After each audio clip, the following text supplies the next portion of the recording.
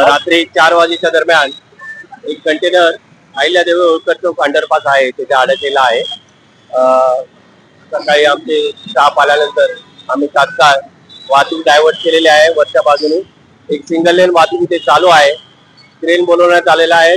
एक 10 मिनिटांमध्ये कंटेनर काढून घेण्यात येईल आणि या संबंधात आम्ही महानगरपालिकेचा जो इंजिनिअरिंग विभाग आहे त्यांना ही कल्पना दिलेली आहे. हाईट बॅरियर आणि रिफ्लेक्टर आणि ब्लिंकर्स इथे लावण्यात त्यांना कळवण्यात आलं होतं. तर या सगळ्या उपाययोजना आम्ही करून घेत आहोत. यापुढे अशा प्रकारची घटना होणार नाही याची उपाययोजना करत आहोत.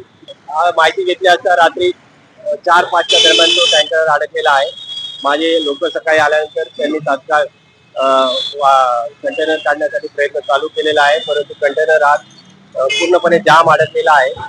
आता आम्ही वाहतूक सुद्धा डायव्हर्ट केलेली आहे आणि एक 15 मिनिटांमध्ये ट्रेन आलेली आहे.